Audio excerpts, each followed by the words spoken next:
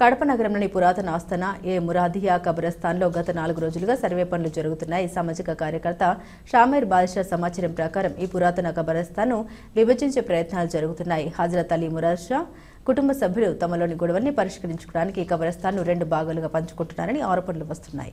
దీనిపై నగర ప్రజల్లో తీవ్ర ఆగ్రహం వ్యక్తమవుతుంది. ఇప్పటికే నగరంలో కబ్రస్థాన్ల కొరత తీవ్రంగా ఉన్నందున వక్ఫ్ బోర్డుకు లేదా ప్రభుత్వానికి చెందిన ఈ భూమిని వ్యక్తిగత వివాదాల కోసం పంచుకోవడం ఎంతవరకు సమంజసమని ప్రజలు ప్రశ్నిస్తున్నారు. కొందరు వ్యక్తులు ఈ భూమిని పంచుకొని అక్కడ ఫంక్షన్ హాల్ నిర్మించాలని చూస్తున్నారని ఆరోపిస్తూ వెంటనే అసెంబ్లీ సభ్యులు జోక్యం చేసుకుని కబ్రస్థాన్ను కాపాడాలని మైనారిటీ రైట్స్ ఫోరం రాష్ట్ర అధ్యక్షులు షేక్ దస్తగిరి, ఆంధ్రప్రదేశ్ ముస్లిం ఫెడరేషన్ ప్రధాన కార్యదర్శి జాకిర్ మౌలానా, కాంగ్రెస్ నాయకులు Hameed Gafoor, social media democratic party నాయకులు అబ్దుల్ కరీం, పార్టీ స్థానిక ప్రజలు పాల్గొనడం జరిగింది మరియు నగర ప్రజలు డిమాండ్ చేస్తున్నారు. ప్రజలతో, ప్రజా సంఘాలతో, రాజకీయ నాయకుల పార్టీలతో అలీ మురాద్ షా దర్గా దగ్గరికి రావాలి, ప్రెస్ మీట్ పెట్టాలి అని నిర్ణయించాం.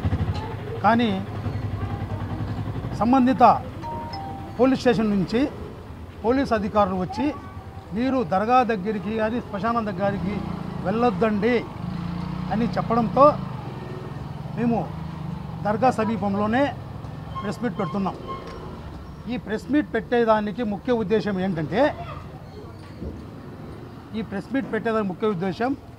గత 2 రోజుల నుంచి అలీ మురాద్ షా దర్గా శ్మశానంలో రోడ్లు వేస్తున్నారు, చెట్లు కొడుతున్నారు, ఏదో పనులు జరుగుతున్నాయి అని వివిధ మాధ్యమాలలో, సోషల్ మీడియా మాధ్యమాలలో మీడియాలలో రావడం జరిగింది. దాన్ని చూసి స్పందించి నేను ఇక్కడ రావడం జరిగింది. అలీ మురాద్ షా దర్గా ఈజ్ ద వర్క్అవుట్ ప్రాపర్టీ. 1964 గజెట్ ప్రకారము అలీ మురాద్ షా దర్గాకు 3 సెంట్లు స్థలం ఉంది. అలీ మురాద్ షా దర్గాకు వర్క్ బోర్డ్ 1964 ప్రకారము 3 సెంట్లు స్థలం ఉంది. ఆ స్థలం 1964లో గజెట్ అయి ఉంది.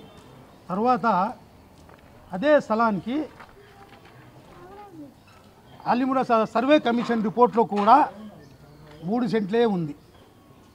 సర్వే కమిషన్లో కూడా 3 సెంట్లే ఉంది. అదొక విషయం. ఇంకా మూడో విషయం ఏంటంటే ఈ మధ్య కాలంలో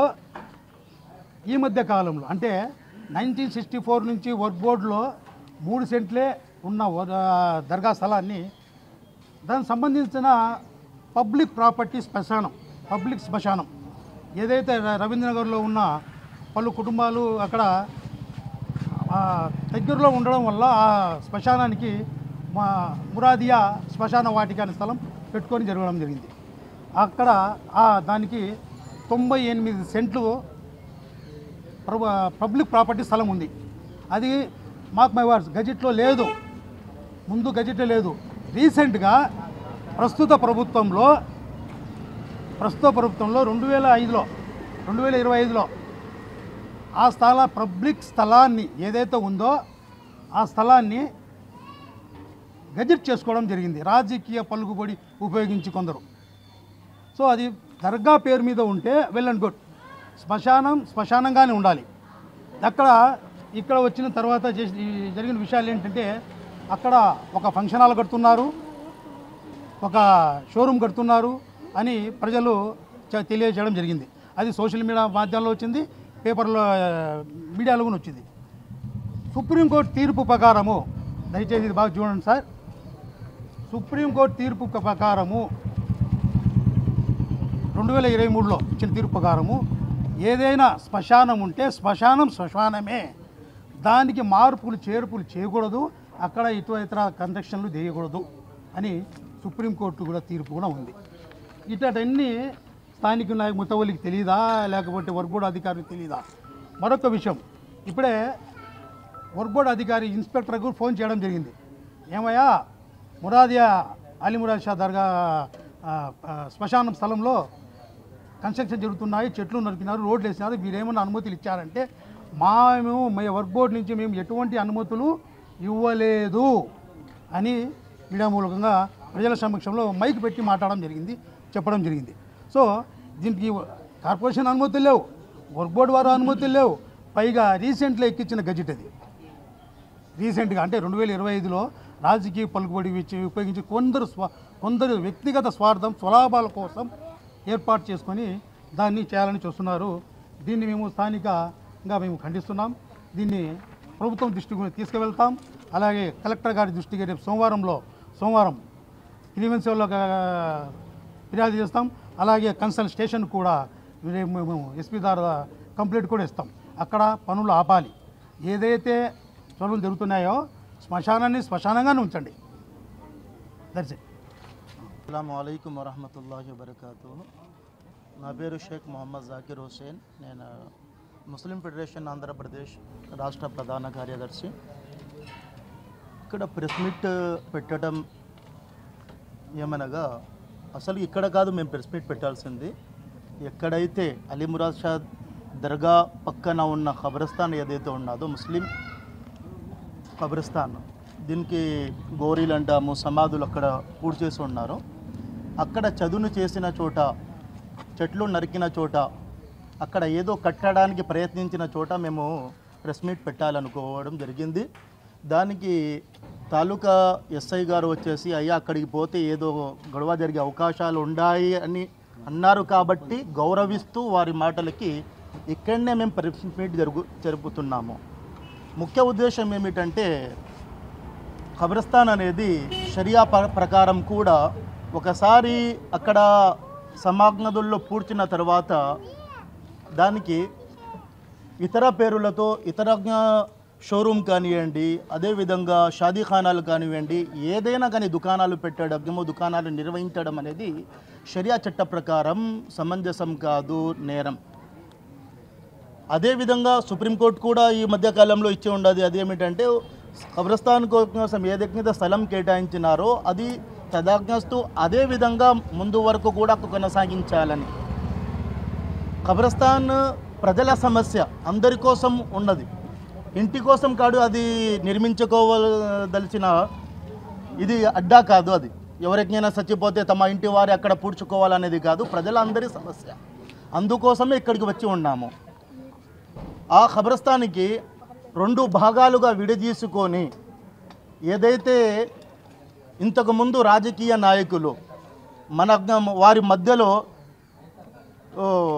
అన్నదమ్ముల్లాగా కలిసి ఉండే దానికి కూడా దీని మధ్యలో వచ్చేసి కలిపినారో వారు కూడా ఈ మాట చెప్పలేదని అనుకుంటా నేను. ఖబరస్థాన్లో కూడా బటువారాజ్ఞ చేసిన ఆజ్ఞారు వారికి సగం వీరికి సగం అనే మాట చెప్పినారని నేను నమ్మను. కానీ ఈ మధ్యకాలంలో అదే ఖబరస్థాన్కి అక్కడ పూడ్చకుండా చేసి చదును చేస్తుంటే కూడా ఏ రాజకీయ నాయకుడు ఇప్పటి వరకు స్పందించకపోవడము, అదేవిధంగా వక్ఫ్ బోర్డుకి సంబంధించిన ఆస్తి అది ఇప్పుడు ప్రస్తుతానికి గవర్నమెంట్ జీవో పాస్ చేసిన తర్వాత వక్ఫ్ బోర్డుకి సంబంధించింది గెజిట్లో చేర్చిన తర్వాత, ఆ గెజిట్లో చేసిన తర్వాత దానికి చదును చేస్తుంటే, దాని చెట్లు కొడుతుంటే వక్ఫ్ బోర్డు ఇన్స్పెక్టర్ ఏమన్నా నిద్రమత్తులో ఉన్నాడా అని నేను ప్రశ్నిస్తున్నాడు. ఎందుకు దానిపై చర్యలు తీసుకోలేకపోయినాడు? రెండో విషయం ఏమిటంటే 1964లో దర్గా స్థలం వచ్చేసి 3 సెంట్లే. అది దాని ముతవల్లి ఎవరంటే జమాలుల్లా బాషా గారు. నో అబ్జెక్షన్, ఎటువంటి మాకు అబ్జెక్షన్ దాంట్లో లేదు. ఈ మధ్యకాలంలో దస్తగిరి గారు చెప్పినట్టు 2025 జనవరిలో 98 సెంట్లు స్థలం ఖబరస్థాన్ స్థలము. ఆ స్థలాన్ని కూడా దర్గాలో కలుపుకోవడం జరిగింది. మురాదియా దానికోసం వచ్చి 2007లో కూడా గవర్నమెంట్ అప్పుడు కాంగ్రెస్ ప్రభుత్వం ఉన్నది, కార్పొరేషన్ ద్వారా 15 లక్షల రూపాయలు ఖబరస్థాన్ అభివృద్ధి కోసము ఇవ్వడం కూడా జరిగింది. ఇది అన్నిటి చూసి మేమేమనుకోవాలండి, ఇప్పుడు చదును చేస్తుంటే మీ ఆస్తినా అది? ఏమన్నా ప్రజల సమస్య కదా. గోరీల కోసం ఒక్కసారి గోరీలకు ఇచ్చిన తర్వాత అది ఎల్లప్పుడూ కూడా గోరీలకే అది ఉండాల. దాంట్లో మసీదు కట్టుకోవడము, ఇతర ఏమన్నా బిల్డింగులు కట్టుకోవడము, షాదీఖానాలు కట్టుకోవడము ఇది కాదు. ఇప్పుడు మసీదులు చాలా ఎక్కువ ఉన్నాయి, మద్రసాలు ఉన్నాయి, అన్నీ ఉన్నాయి. నాట్ అబ్జెక్షన్ మేము. ఇప్పుడు ఖబరస్థాన్కి ఇవ్వాలంటే గవర్నమెంట్ కొత్తగా ఏం స్థలం ఇవ్వడం కూడా కేటాయించడం కూడా లేదు. ఇప్పుడు ఉన్న చిన్న చిన్న ఖబరస్థాన్లలో పూడ్చడానికి కూడా స్థలం కరువు అయిపోతుంది. అటువంటి సందర్భంలో ఈ ఖబరస్థాన్ని కూడా షోరూమ్లు ఏదో విధంగా ఏదో కట్టడానికి ప్రయత్నిస్తే ఎక్కడ మనము మన పూర్వీకుల మనం మనలో ఎవరైనా చచ్చిపోతే ఎక్కడ పూడ్చాలని, ఎక్కడ స్థలం ఉండదని మేము డిమాండ్ చేస్తున్నాము. ఎందుకంటే వీరందరూ నాయకులందరూ డిపార్ట్మెంట్ కూడా ఏదైతే ఉండదో ఎవరైతే వక్ఫ్ బోర్డు స్థలంలో చెట్లు నరికినారో, దానికి చదును చేస్తున్నారో వారిపై చర్యలు తీసుకోవాలి. మన ఎమ్మెల్యే, కడప ఎమ్మెల్యే గారు, ఆయన భర్త వాసు గారు దానిపై స్పందన ఇవ్వాలి. అదేవిధంగా వక్ఫ్ బోర్డు ఇన్స్పెక్టర్ కూడా వారిపై చర్యలు తీసుకొని వారు కూడా స్పందన ఇవ్వాల్సిన అవసరం ఎంతైనా ఉండాలి. లేని పక్షంలో ముందు వరకు మేము ప్రజలతో పోయి ప్రజలతో మేము ఉండి దీనికోసం ప్రయత్నం చేసి ఈ ఖబరస్థాన్ను కాపాడుతామని మేము చెప్తున్నాం. అక్కడ ఖబరస్థాన్గా ఉంటే మాకు ఎటువంటి అబ్జెక్షన్ లేదు, దర్గా స్థలంలో దర్గా ఉంటే మాకు ఎటువంటి స్థలం లేదు. ఎందుకంటే ఈ చోట వచ్చేసి ఇతర ఏమైనా కడితేనే మేము ఖచ్చితంగా అబ్జెక్షన్ చేస్తాము. ఎంత దూరమైనా మేము లీగల్ ప్రకారం మేము పోతామని మీ మీడియా ముందర మేము చెబుతున్నాను. ఈరోజు మీడియా ముందుకు రావడానికి కారణం ఏమంటే, స్థానికంగా మురాదియా ఆస్థానా గురించి మాట్లాడడం జరుగుతుంది. ఈ మధ్యకాలంలో వాళ్ళు ఏం చెప్తున్నారంటే, స్థానిక ప్రజాప్రతినిధి అయిన వాసవన్న గారు మాకు పంచారు, మాకు అన్ని రైట్స్ ఇచ్చారు, ఈ పక్క స్థలం ఆ పక్క స్థలం, మేము ఇరు కుటుంబాలు కొట్లాడుకుంటూ ఉన్నాం, ఇప్పుడు వచ్చి ఆ స్థలం మాకు ఇది సరే సగం పంచేసినారు, అందుకోసం మేము ఇప్పుడు ఏమైనా చేసుకుంటాం, ఏమైనా చేస్తాం, పోలీసు వాళ్ళకి చెప్పడం, పోలీసు వాళ్ళతో బెదిరించడం, స్థానికులను బెదిరించడం, పోలీస్ కంప్లైంట్లు ఇవ్వడం.